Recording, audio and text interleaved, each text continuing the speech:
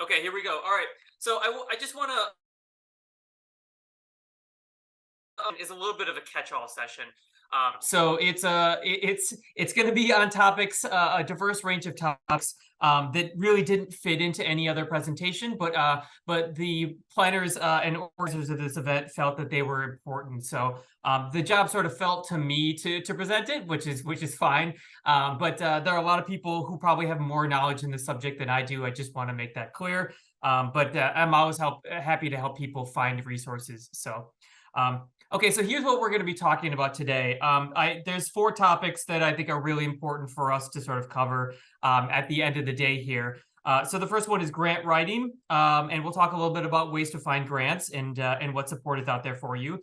System support. So we've talked a lot about what is Rails and what is IHLS, and I'm going to touch on that a little bit more because I think it's really important for how you can get support from us. What resources are available from each of the systems and where you can turn. Professional associations. We talked a lot about ISLE today.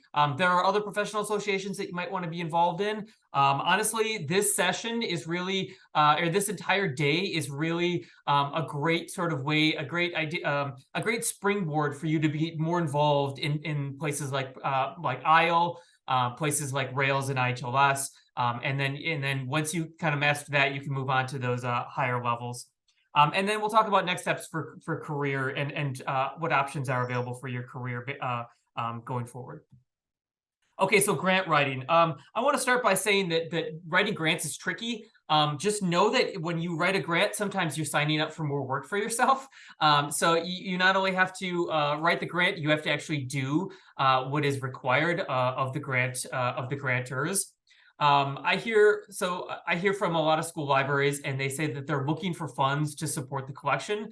Honestly, nothing beats continued financial support from your school or district. I know that sounds like a joke, but it's not.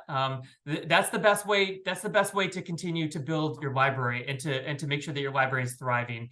And I know that a lot of people don't have that. I go to school libraries a lot. I talk to school librarians a lot.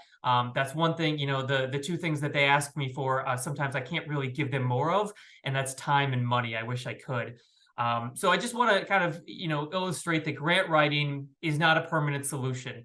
Permanent solution is continued funding from your district and solid funding. It's a budget line in a school budget. There's grant writing can help you plug holes. It can also sort of make the case that your library is worthy and that you should have permanent funding. There are a ton of places to look for grants, and I'll try to cover them here. So I first want to kind of talk about ISLE. So, ISLE is a great place to look for grants. We're going to talk about that in a little bit. They have something called LBSS, and I have a whole slide on that because I think it's really important for you. ISLE could also help you with writing the actual grants. So ISLE, in conjunction with Rails and IHLS, earlier this year, did a series of workshops on grant writing. They were really great. And so I'm hoping that we'll do more of those in the future because I do know that there's a big need in school libraries. If I could, I would always suggest, because Rails and IHLS are both multi-type systems, work with your public libraries, contact them, ask them what grants they're applying for. Try to co-write a grant with them if you can. In the past, I've personally been a grant administrator. Whenever I see a collaboration between organizations like the public library and the school library, I know that is a really great thing. I know that you're working together, that it's a goal that you share, and that's a really important thing for me. Some of you who were in the elementary school session earlier, you heard Luann's presentation, and she talked about getting a grant from the men's club in her town. There are a lot of other local organizations that you can talk to get grant funds. The local Chamber of Commerce is out there. There are community foundations. Those are sometimes a really good place to just get like a $250 grant, a $200 grant to help you sort of build your collection a little bit. If you live in areas that have a lot of like local nonprofits, that's always a place to look for. Some of the names that I'm sure you've heard of before: Kiwanis Club, Key Club, places like that. Excuse me, Dan. Yep. Sorry, Dan. Are you advancing your slides? It's not advancing. Oh no, I'm not advancing my slide, but I'm still on the same slide. People were just wondering. Okay, thank you. Thanks. Yep. Okay, ILA has some great grants that I'm going to talk about in its. Let's make sure I'm in the right slide. Yep. So do AASL and ALA, and I'll talk about those things a little bit more in the future here in future slides. Okay, advancing my slide. There we go. Okay, so one of the biggest grants out there is actually it's only for public school districts. I mean, it's called the Illinois State Library School District Library Grant. It's sometimes called the per capita grant.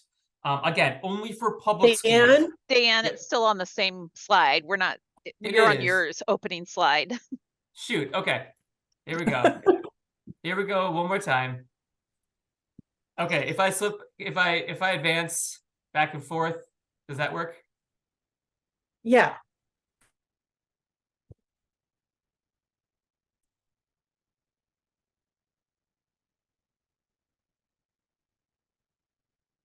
Okay, sorry for the troubles, folks. It looks like I'm having some issues here with my system. I'm going to try that one more time. You know what? I'll try to present from PDF and see if that makes a difference here.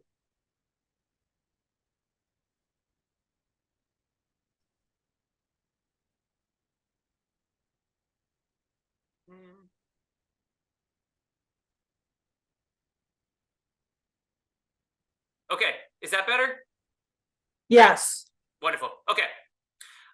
Okay, so the school district library grant, again, it's called the per capita grant. It is for public school districts only. It's 88.5 cents per student with a minimum of $850 award. So if your district only has a single building with like 250 kids, you would still qualify for that $850 award. So some of you are probably looking at this and being like, I'm a paraprofessional. I'm not certified. I've never seen this money. How do I get my hands on it? So a lot of school districts apply for this at the superintendent level.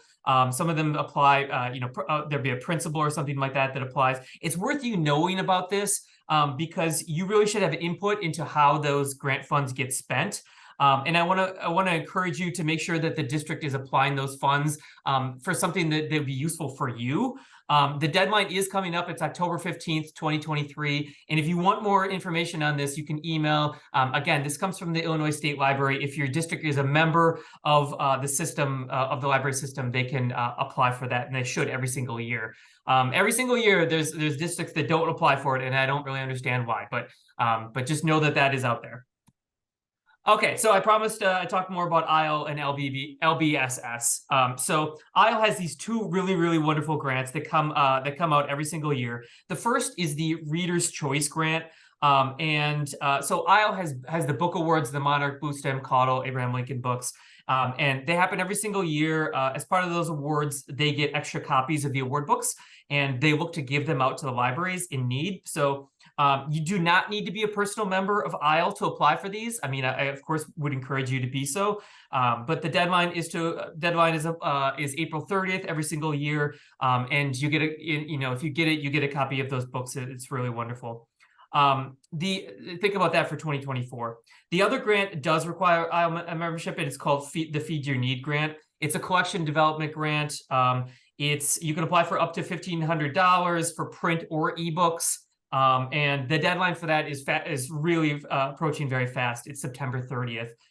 If you want more information on either of these grants, you can email info@lbssfund.org. But those are really, really worth checking out if you don't already know about them.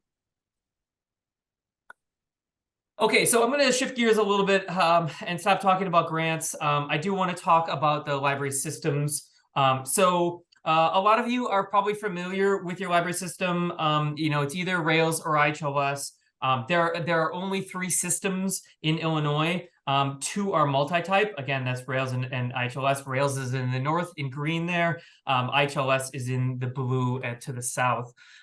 Chicago Public Library is technically its own system, but it only obviously serves a public library audience. So we don't talk about them a lot in terms of because they're not a multi-type system. Membership with the system is free, and most of you are members at the school district level. So, you as an individual librarian, you don't need to do anything to continue your membership. Your district does need to do annual certification. I'll talk about that later. But our funding, the funding for the library systems comes directly from this Illinois Secretary of State's office, Alexi Giannoulis. So, we are not a fee-based organization. You do occasionally pay for fees for things like maybe you're part of a shared catalog, or you're part of the ebook catalog, eRead Illinois, or you're part of something called Find More Illinois. The big mission that we have for both of us is that resource sharing is all we do. We try to make running a library as cost effective as possible. And that means things like deals and discounts, continuing education, grants, support for cataloging, support for ebooks. All those things are included as part of the mission of Rails and IHLS. So again, most of you are already members. You might not know it, and that's because, again, a lot of school libraries do most of the interaction at the district level. And I do want to note that private schools can be part of the system too. You join as a private school because that's a district in itself.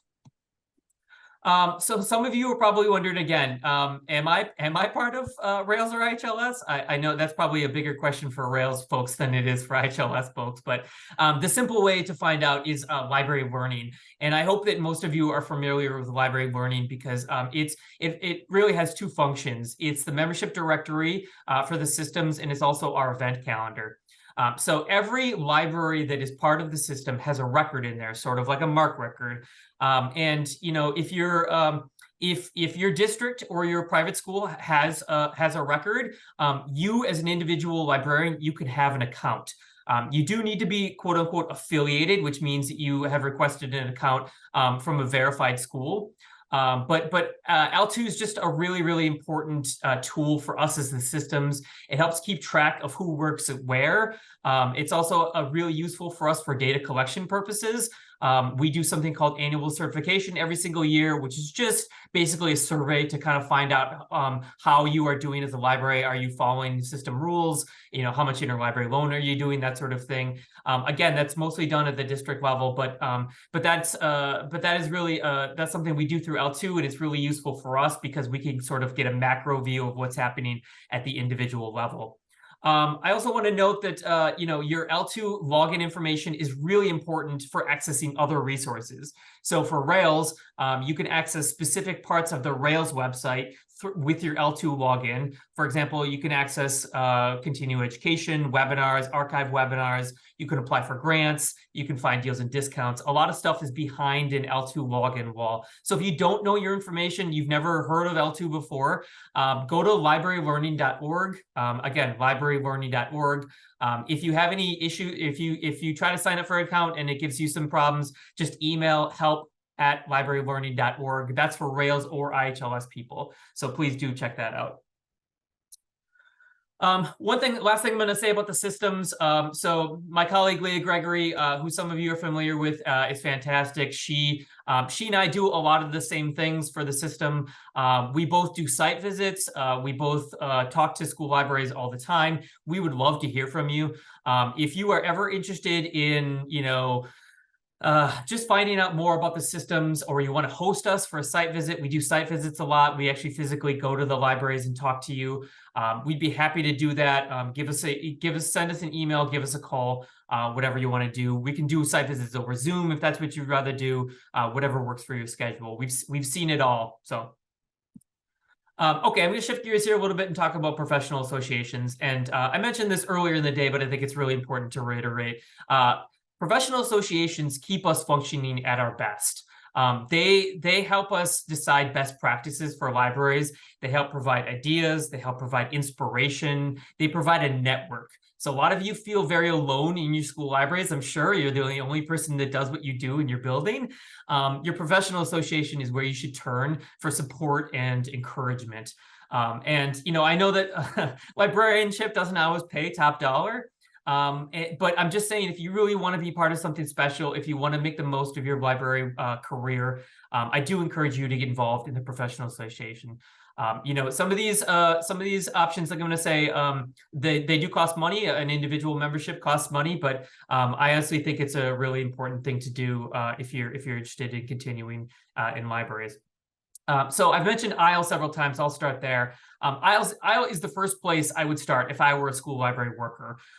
It's kind of your home. It's the place where you're going to meet other colleagues who are doing the same thing that you're doing, who are trying to genreify, who are trying to decide if they need a new catalog, all that kind of stuff. And it has a really, really great email list that somebody should provide a link to here while I'm presenting. But if you're not already subscribed to that email list, that's a great place to find out more information about what's happening.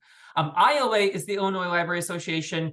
If you're interested in public librarianship or academic librarianship, there's a lot of resources for everyone on there. And then at the national level, you have the American Library Association and the American Association of School Librarians.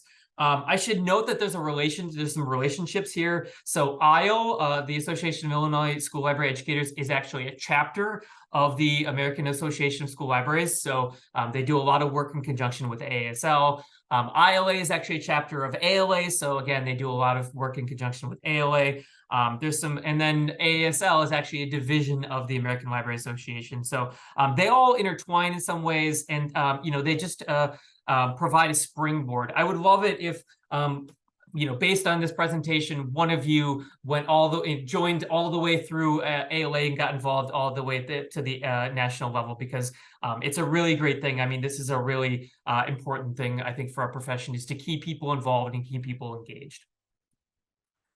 So this is not an ISLE pitch, but I guess it is a bit of an ISLE pitch. Again, there are membership fees to join an ISLE, but this is one of the first things I would do after this event. Is I would consider getting more involved in ISLE and learn more about what ISLE does and what ISLE is. So just some great reasons to get involved.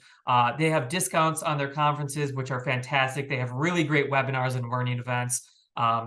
I talked about grants and awards. Also, those book awards that they hold every single year, those are really, really great ways to get involved and learn about people from around the state. When you join ISLE, you can also join a local chapter, and a lot of chapters hold local networking events. So those are people in the town over from you who are getting together to talk about what's happening at their school. They're talking about best practices. They're just kind of getting together to decompress a little bit. So it's a great place to meet people. And then lastly, and I think this is really important. So I've been working in the library field for almost 15 years, and I've seen a lot of situations where personally, I just don't have as much responsibility in my job as I would have liked. And I think being part of a professional association sort of gave me those opportunities to lead and to feel like my work is really, really valuable on a wider scale. And I think that's one of the things that ISLE does really well is it gives a chance for people to lead. It gives people the opportunity to become more involved and to practice those leadership skills. So that's my pitch. I'm going to talk a little bit more at this point, and this is where I'm really not an expert, but there are a lot of people who know a lot more about school library or school credentialing than I do. But I want to note that, if you're in your position and you are happy with where you are, I'm not here telling you that you have to go get a degree. You have to go spend thousands of dollars on a degree. That's not it at all. I know it's expensive, and I know it might not be in your plan, and that's totally fine. I just want to give you some options and let you know what's out there. So I have those what's next. And for people with a high school or just a high school diploma, I want to say that there are a couple options for you. You can go on and get your bachelor's degree. There are some programs that are libraries that are like library specific bachelor's degrees. Honestly, you could sort of get your degree in anything, and that will give you that will sort of give you a little bit of a leg up. You can also get a paraprofessional license. I saw when you registered, a lot of you have a paraprofessional license. That's great. And then there's also something called the LTA program, and LTA programs are typically offered through technical community colleges, technical colleges around Illinois. There are a lot of fantastic programs that are offering LTA certificates. It just depends on what your school district recognizes. So make sure that you're checking to see what your school district wants and what individual jobs have to offer. If you have a bachelor's degree, you can go on and get your Illinois professional educator license. Sometimes I think that's included in the bachelor's degree. Someone can correct me if that's mistaken. And then after that, there's also a library information specialist endorsement. And I think that there are also programs through which you can do both the professional educator license and the specialist endorsement. And then there's also the Master of Library and Information Science, and that is that's kind of the highest level. That is a terminal degree. There's nothing beyond that. I guess there is a PhD. And if you really feel like you want to go to a PhD, good for you. But you know, a lot of times to work in public libraries, to be like a public library director in a larger city, you do need a master's degree. Sometimes they'll require it for managers, things like that. I know it's not always required at the school library level, but it is something to consider, because if you're really, really passionate about a library education, that's definitely a place to look. Again, not something you would do lightly. It's expensive. And I'm going to talk about how to fund that education in a second here, but it's something to consider if you want to make this something more than just a job. Okay, so I mentioned opportunities to fund your education. This is some places to look for scholarships. Again, this is one of the things that the professional associations do really well, is they try to support people coming into the profession. So if you're a new school librarian and you're really interested, hey, I think I want to go on, you know, to get my MLIS, I think I want to go on to get that school library certification. There are funding opportunities out there for you. A lot of them aren't entirely funded. So you're still gonna be paying a portion, but it's useful to kind of look around and ask people, what program did you like? How long did it take you to do it? Is there online capabilities? Do I have to be on site? All that stuff.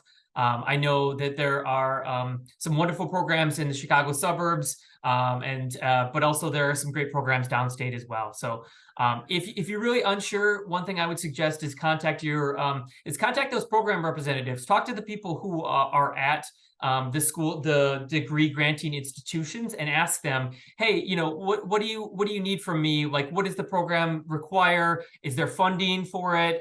You know, how can I apply for funding? They'll set you in the right direction. And then you can also talk to, you know, Leah or myself or folks from on the Iowa listserv, and they'll sort of give you some great suggestions as well.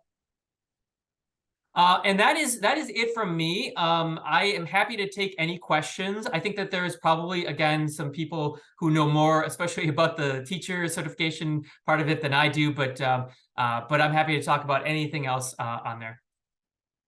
Dan, we had one question. They wanted to see the professional organization slide again. Oh, sure. Yeah. Hold on. Let me get back there. Let's hope it doesn't crash on me. Yeah. Here we go. There you go. Yep. And I mean, I have to say that we had so much help today from the folks at ISLE and ILA. Again, that just shows their commitment to supporting the profession at large. We're all together in this, and we're all trying to make life better for our students, life better for our teachers.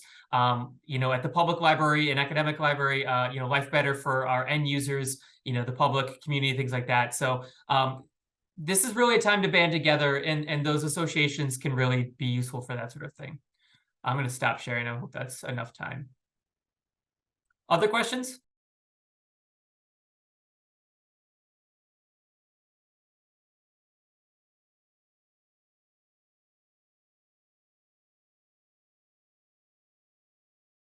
Yeah, I see the question about the PD link. So if you are looking for PDH credits, Leah at IHLS put together this fantastic form, and you can fill that out today.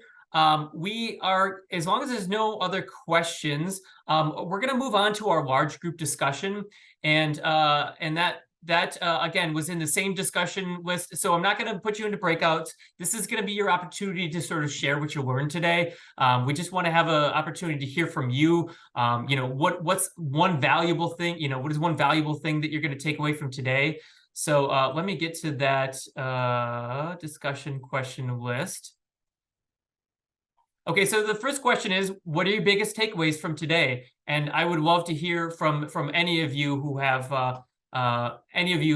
ideas about something that you took away, something that you're going to be able to to take away and implement in your library.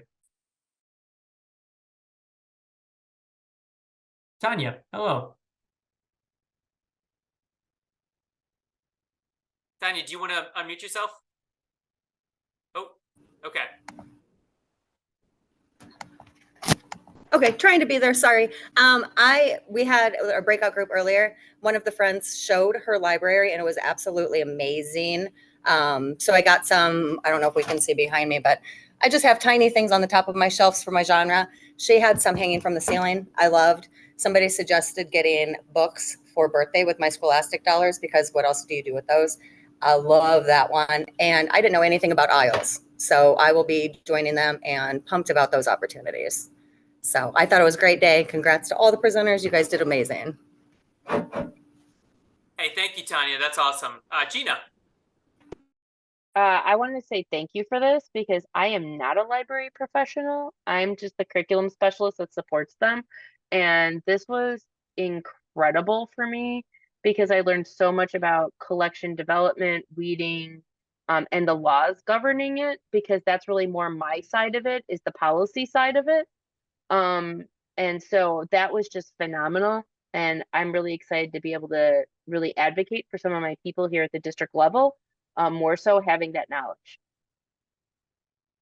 Wonderful. And welcome, Gina. Yeah, that's great. I think there's a lot of people out there who maybe don't feel that they are librarians, but you know what? We're a really inclusive profession. We love sharing. That's in our DNA. And so if you're here, you're basically a librarian. We'll make you an honorary librarian. So yeah, If you fantastic. saw how many books I had at home, you might think I had my name. I love it. I love it. So Thank that's you. kind of how by default I got this. Great. Thank you. Anyone I have else? a question. Yeah, please. Hey, do you have to have a media assistant license to do cataloging in your library? Someone else might know the answer to. I think the answer is no. Leah, I see you. No, not for, I muted myself accidentally. I can speak for IHLS. You do not have to have that, but there is a little bit of training that you do have to do, but you don't have to have a specific certificate. Okay, so is that training, like, can you do that online, or what does that all entail? Ours is online and through us. And I'm Okay. assuming it's probably similar for Rails. Or Okay. your consortium, whatever consortium you belong to. If you are standalone, you can do whatever you want. You just got to be careful what you're doing to your catalog. So, Well, no, I'm new to all this. I would never even touch the catalog until I knew what I was doing. But we don't have a media assistant in our area. The person that does our books, I mean, she has another job right now, so she has to stop what she's doing. So I just would like to learn myself so I can do it myself. what school are you at, Susan? T Topless.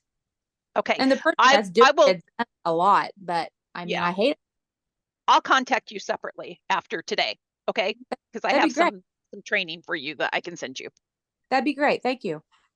So what I've been told is, for example, for the state of Illinois audit, I need to at least, because I'm not certified in library, I'm just a regular certified teacher, I need to complete a training that is offered by the Illinois State Library or Regional Library System or another professional libraries organization at least once a year to stay current with the state audit, because I'm not certified. So I can do my job, but I have to attend something by them, not a BER, because that was rejected. And that's a regular public school. Dan, Yep. I just want to say great job on this event. I Thank you. appreciate it. Appreciate it. Jennifer, I see that you have your hand raised. Do you want to unmute yourself and ask your question? Okay, so this is Illinois Heartland question with Share. We use Leap, and I'm wanting to do the barcoding training and the cataloging training on the training site. And I'm not sure who needs to sign off on it, since I'm literally the only librarian in the district. Like, does my superintendent, my principals, who needs to sign off on that? Because there was Yes, paperwork. whoever your needs to be done. supervisor is. Okay. Thank you. But before we get to some other folks who are sharing, I do want to note that we've created a community for everybody that went through this event today, and it's basically just an email list. and you're going to get directions on how to subscribe. So we're going to follow up probably tomorrow with some information. You will be it won't be tomorrow, but in probably a week or two, you'll be able to access all the recorded versions of the presentations. But we also want to invite you to be part of an email list. And I'm going to share my screen for a quick second to just show you the email list. Okay, so if you want to subscribe to the email list, all you need to do, oh shoot, I didn't put the list. Okay, never mind. I'll send you directions in an email, but there's just an email list you need to send an email to, and all you need to do is put subscribe, ISLWS, and your name, and that's it. And you don't even need to put in a subject in the email. But again, I'll send you directions tomorrow. You'll all be part of any. If you want to subscribe, you can. If you don't want to, that's fine. But you'll all be part of a community where you can share things about that you learned, share ideas, share best practices, and then we'll also be emailing you with opportunities and stuff like that. So that's something that you can join. That'll be kind of something you can take away from this event today. Jennifer, did you have another question? Yes, it was another Illinois Heartland question. So when I have a sub who's in the room, do they use my login credentials then, or is there a way to set up like a guest login if it's not specifically someone already? There is, credentialed and I will for? have Dina contact you about that, Jennifer. Okay, What school thank are you you. at? Windsor. Okay. We'll get back to you. Okay, thank you. Hi, Carla. Do you want to unmute yourself? Hi, I had a question about the cataloging. This is my 3rd year at my school. I have a teaching license. When we're talking about cataloging books, are we talking about entering them in the school system? Yes, generally, yes.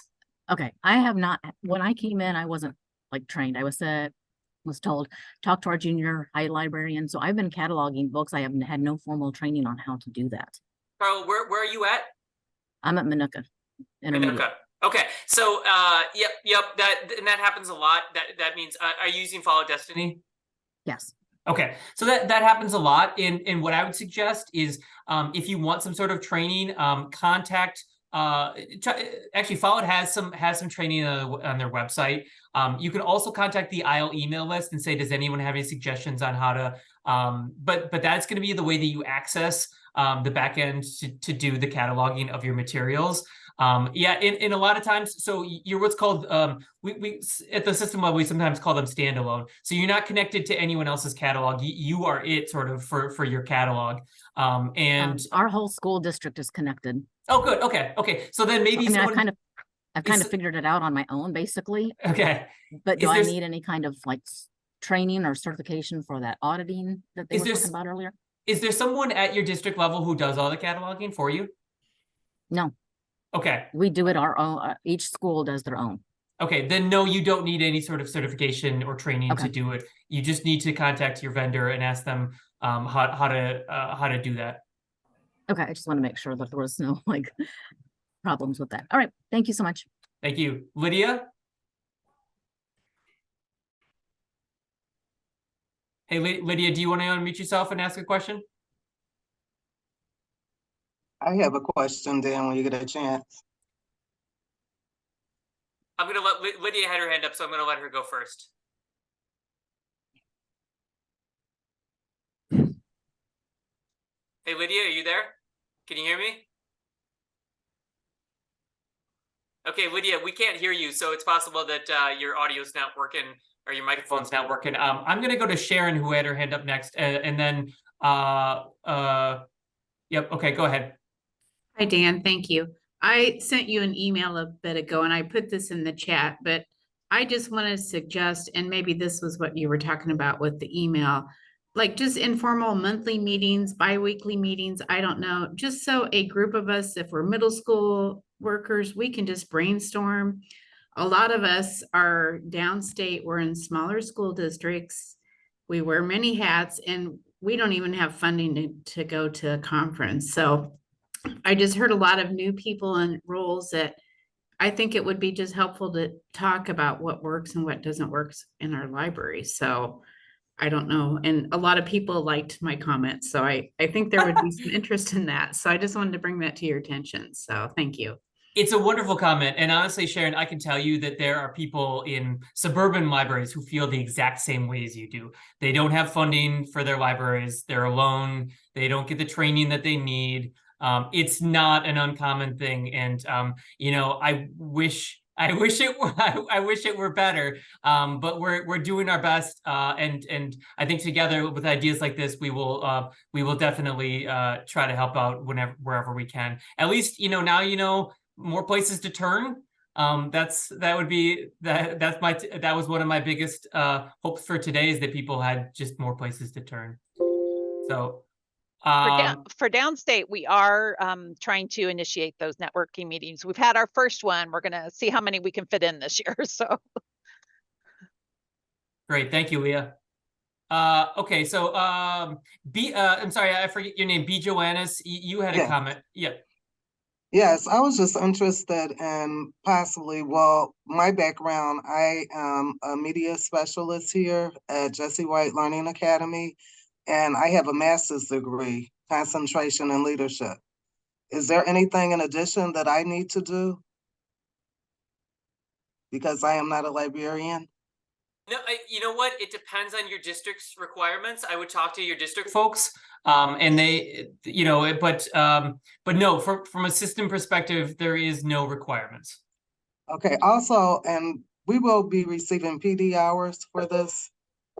Yeah. Attention teachers, we do have a new dismissal schedule. Oh, okay. So Yes. until we call bus riders, bells. please do not send them out because they do not come out at this time. If you fill out the PDH form, I'm going to mute you. Sorry.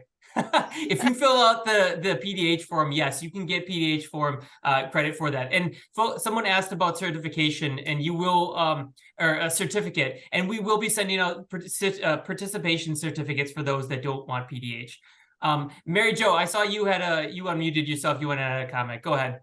Yes, you need 18 hours in library science credits to be certified as a school librarian in the state. The other thing that maybe what Deb's going to say, and I'll just jump ahead, is each district gets money to pay for a school librarian. So they should be paying all of you. And it's something that ISLE is working on. Check out ISLE's website. People were asking about where do I get information about training. If you go on the ISLE listserv and do a search, you will find guides that people have created, like to give to your volunteers, but it's a great place to start if you know nothing. And, you know, or reach out to us and we'll help, you know, reach out to ISLE and we'll help you in whatever way we can. Thank you. Mary Jo, yeah, that's great. I know we got some more questions, but Deb, did you want to step in here and say something as well? Deb is a former ISLE president, so probably very qualified to say something here. Thank you so much, Dan and Mary Jo. You sort of read my mind, but I wanted to kind of like come with a perspective. You can see I'm in an equipment room. I've been cleaning as I'm listening because I'm doing a renovation project right now. I also came to the school library with no experience, no training in cataloging. I had a master's degree in English, but not one in library science, and I was a certified teacher. And they said, here, do you want to run the library? And I said, yes, I need a job. So of course, yes, I do want to run the library. That sounds lovely, because I needed health insurance and a job, okay? And I fell in love. I fell in love with the library. And what I've heard from a lot of you here today is that you're also in love with your libraries, right? And that you want to do good work for your students. And I think that is absolutely amazing. So I've been there in the, I'm not certified, but I'm trying to do all the things. And I mean, all the things, right? I've seen that, done that, and etc. I will say that the first thing I would say is to absolutely do what Dan said and join your professional networks, because that is how you can get that knowledge pretty fast. Okay. And I was in a fake it till you make it situation. I really thought my husband was going to be transferred in 2 years. So I was like, well, we'll see how that goes. It's been 25 years. We're still in the same place. All right. So, and at the same time, I do think that was value in going back because I was in love with what I was doing, going and getting that certification, so that I did have that larger breadth of knowledge in order to bring to my students. So if you are in a position where you can get your district to pay for that additional training, which my district is doing a grow your own project, okay, because these are positions that are hard to fill. CPS is doing this, other districts are doing it. And as Mary Jo alluded, our districts are being given funding for positions, not just school library positions, the certified librarians, but also paraprofessional positions. Okay, the funding is there, but our districts must choose to spend it. So the first thing is to do really good work and make them love you. And the second thing to do is to say, and then ask them to make that additional investment. Okay. And if we can get them to grow your own, because my district did help me pay for my second master's degree in library science, with the condition that I would stay while, to like pay it back. All right. So maybe there is some room for that kind of talk with your district. So that's what I would encourage you to do, because like I see so many people working so hard for our students, and we are so fortunate to have each and every one of you here doing it. Let us help you with IEL, and let us get the best things that we can for our students. That's what I would say. Thanks, Deb. Appreciate that. So Mary Beth, you've been so patient. I really, really appreciate your patience. Go ahead and unmute yourself. Well, I just want to say this is my first year in coming to the webinar today. I just learned so many things. It's created so many questions, and I look forward to all of the supports that you'll have for organization. But I really, really would like to learn more about weeding. Love it. Love it. Yeah, we'll help you out with some resources, Mary Beth. Thank you. Okay, and actually, if folks have weeding suggestions, put them in the chat. Link to stuff that, link to blog posts, link to articles. That would be really helpful right now. Rebecca, do you want to unmute yourself? It looks like there's two of you. That's great. Oh, you're muted. Yeah, we're just stuck with one computer, so we're cramming into one little corner here. I love it. I love it. We were wanting you to explain the difference between barcoding and cataloging, because with what some of them were saying, it kind of sounded like they were barcoding instead of cataloging. So I wanted to kind of know the difference. Someone else needs to answer that question. That is not a Dan Bostrom question, unfortunately. Do we have a barcoding? I can talk a little bit about that. Please. So cataloging is the putting of the records into your database. So you have to make your catalog with the stuff that Barb talked about, like your title and your tags and your subject headings. And then to tie that record in your catalog to a book in your collection, your book has to have a barcode on it. We call it barcoding training. And that probably is what misled you, is because when I say barcoding training, it's basically training on how to put a record into the catalog and attach a barcode. Does that make sense? Yes. Okay. I can't talk about it more than that, but when I said barcoding training, it's kind of both. So. Right, thanks. Awesome, good question. Anyone else have something they want to share? I do want to hear.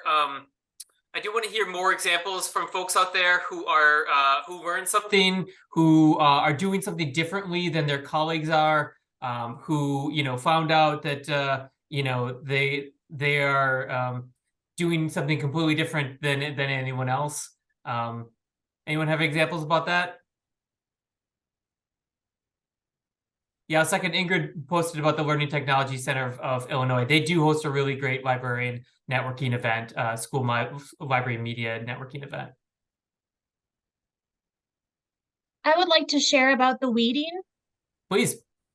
So last year was my first year in this position. I have a teaching degree, but nothing in official library science training. And I'm a K-5 building. I had my fifth graders help me do some reading. They had a rubric to fill out. They were looking at copyright dates, and it was an eye-opening experience for them as well as a lesson, that they got. We ended up reading 1,200 books. We had a used book sale. We sold each book for $0.25. And then as a school, we collectively agreed that we wanted to do something with that money to help someone else. So I found a group, Books for Africa, that said for $500, they can fully stock a rural school in Kenya. And so they had some great YouTube videos that we could watch, and it was just an awesome experience. Hey, thank you so much, Autumn, for sharing that. That's great. Anyone else have some weeding suggestions? I saw someone posted about the cruise manual. That's awesome. I appreciate sharing that. Yeah, keep those resources coming.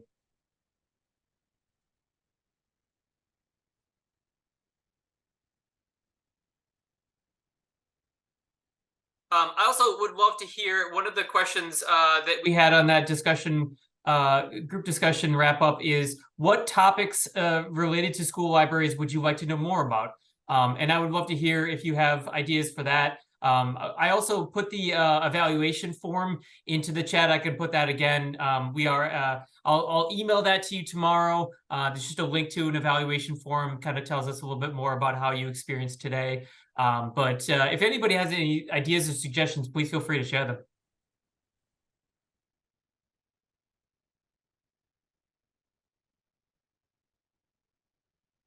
Hi, my name is Connie Woodford, and I just started working in the library last year, but I was a volunteer in the library prior to that. And we do accelerated reader here. And what we did, we separated the nonfiction into we have preschool through 8th grade here. So we separated the nonfiction and the biographies into a lower, like we did it like kindergarten through 3rd grade. So those kids could find their books easier versus going into the big nonfiction area and the big biography. And the kids absolutely love that area. So just wanted to say that. I don't know if there's that many people out there that have, a library for all those grades or not, but we did that and the kids love that. Thank you. Thank you. I really appreciate that, Connie. Constance, you have your hand up. You want to unmute yourself?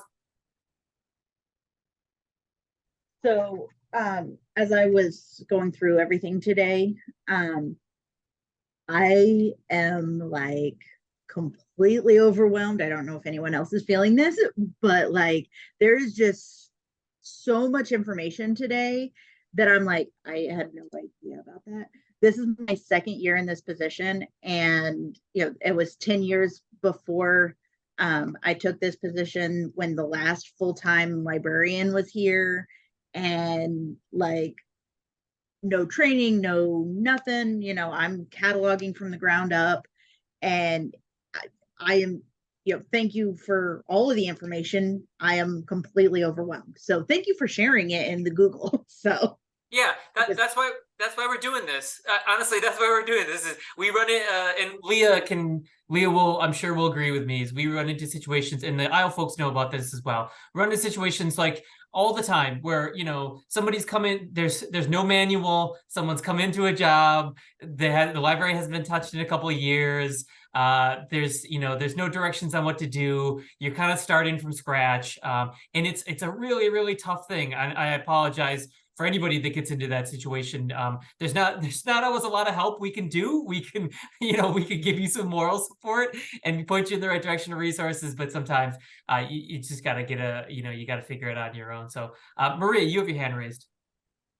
I just kind of wanted to tap in with what she was saying. Just a huge thank you guys for doing this, because to put it together, especially like the first year for so many of us who it's been so neat to come on and just connect, because I know at least for myself, sometimes I'm new, feeling like maybe we're on our own little island, but then you come on and it's like, we're all so similar in so many ways and struggling with the same things, and then hearing all these wonderful ideas, it makes me heading off like, I'll be delightfully processing for days, and I've got all my notes and I can't wait, and all these great resources. And so to go back and it's been actionable too, like it's not just a hypothetical. You guys have given us so much to work with that I'm just so excited to try to put in even a little bit of this with the kids even later on this year. It's super cup filling. So just thank you guys so much for everything. I'll look forward to anything in the future too. Just excited for it. Thank you guys. Thanks, Karina. Good luck Can on I your John can I jump in there? I just want to say to all of you who are feeling overwhelmed, you do not have to put everything we talked about into practice tomorrow, okay? Pick one thing that really spoke to you and maybe try that this year. So don't psych yourself out by how much was presented. Just take what spoke to you and work on one thing at a time. Great suggestion, Leah. Brenda, you had your hand raised. I just wanted to piggyback on what other people have been saying. If I would have had this conference 10 years ago, I wouldn't have felt so like, oh, I'm not a librarian. I'm not good enough. Everybody else was untouchable. Maybe I just didn't have the knowledge that everybody else had. And this today, my goodness, I want everybody to know that. So you're a para. So this is your first year. Please, this is my last year. And I learned so much today that I'm going to try to train a new person to take my place, but just keep, working and striving. And I just feel like we need this group to support one another. And to know that Rails really is here for us. And for a long time, I felt like I was this little person on the totem pole. And I just want to thank you for this, because this has just given me just a feeling that I was doing okay. I am doing okay. The questions I asked were okay. I wasn't looked down on. So thank you so much. And everybody just keep striving. Thanks, Brenda. That's very kind of you. Heidi, do you want to unmute yourself? Yes, I just wanted to touch base on in our small group session. I think it was number 3 when we were talking about big projects. We were talking about Scholastic book fairs, and I just wanted to pitch an idea that I use. This will be my 10th book fair that I'm getting ready to do in October. And so I do a teacher preview. They all get a little tag, and I think it's all on the Scholastic website, but there's 10 lines that teachers can write their favorite books that are in the book fair. And then I make a little tag on the front of the book. I actually pull it off the shelf, and each group has you can tell I'm a teacher, I'm talking with my hands.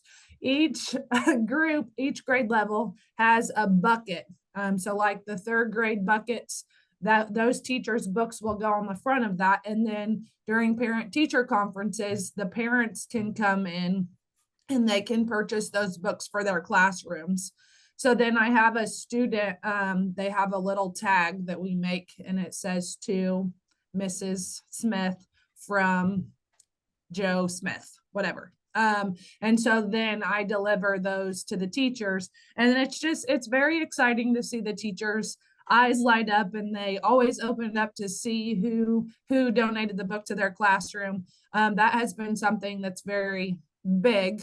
And then at the end of the book fair, whatever books are left, if a teacher has a book left, I donate 1 book to their classroom library from the library, and I purchase it with our Scholastic books.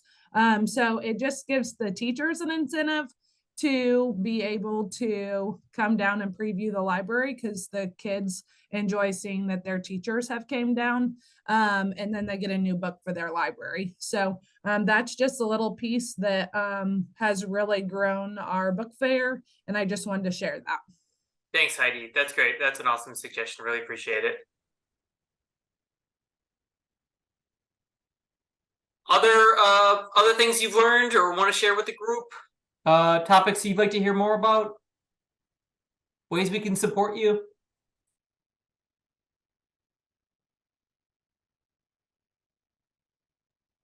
Kayla and Rhonda. Hello. I got a question. Here we go.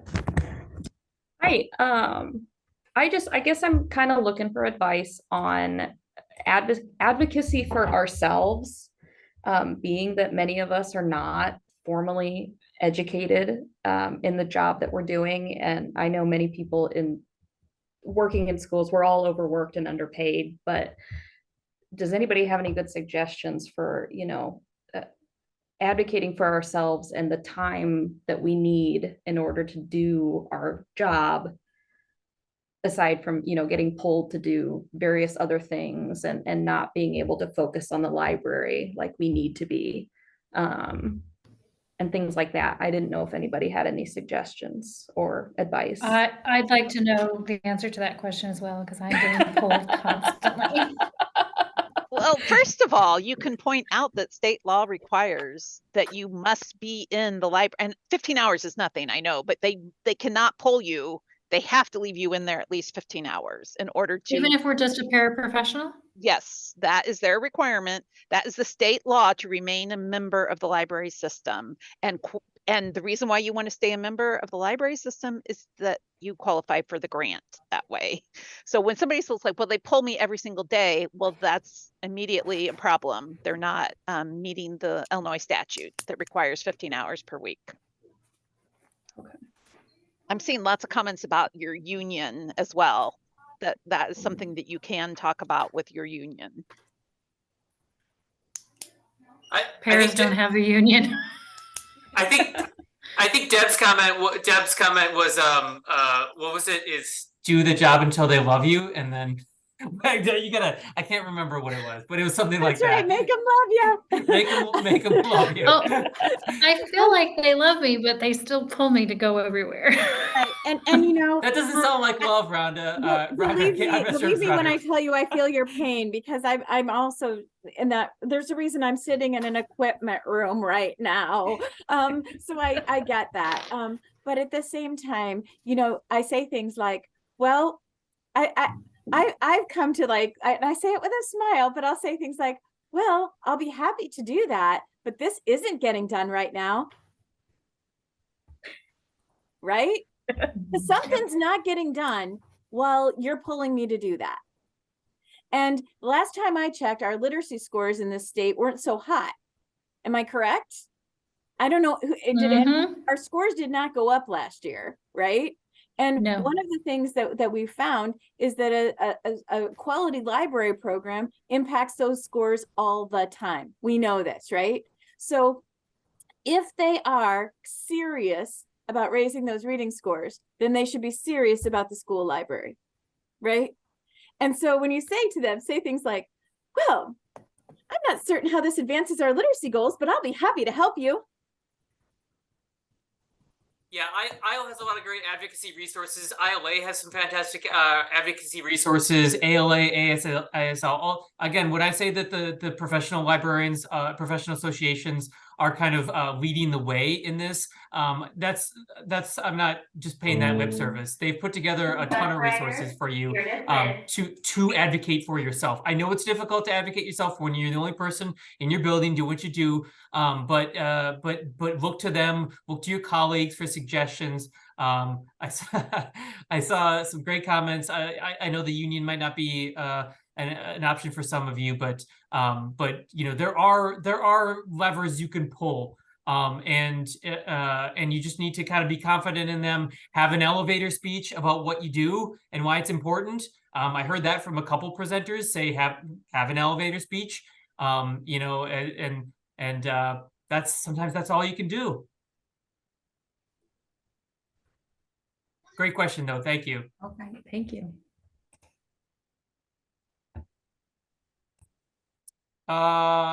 We are very close to the end, and this has been such a wonderful day. Thank you for everyone who provided comments. I want to say a huge thank you to the planning team. If you look if you look on your program guide, the second page on there has a actually it's the third page, has a list of all the people that came to meetings for like a whole year. to talk about planning this event. This event has been almost a year in planning. So there's a lot of people that dedicated a ton of time. 4 o'clock on a Monday, they would get together on a Zoom and talk about an event that was very far, that was months away. So thank you to all those people. You know who you are. You did a fantastic job with it. Thank you to our presenters. There are a lot of people, especially there was a couple of people who kind of got asked last minute to present, and they did a really, really wonderful job. So I want to say thank you to all those people. And then thank you to you, the participants today. You came and you really, really, really made a great event. You participated, you made suggestions, you emailed us, you left comments. It's been really, really great. We want to keep this going. So look for my email tomorrow. If you don't get an email from me tomorrow, email me directly. I'm going to spend the whole day probably addressing all the stuff that came out of today. Like Leah said, don't try to do everything tomorrow. Take a couple things and put them into place over the next couple of weeks. But we really thank you for everyone that came today. Have a wonderful day. We will hopefully see you soon. Bye, everyone.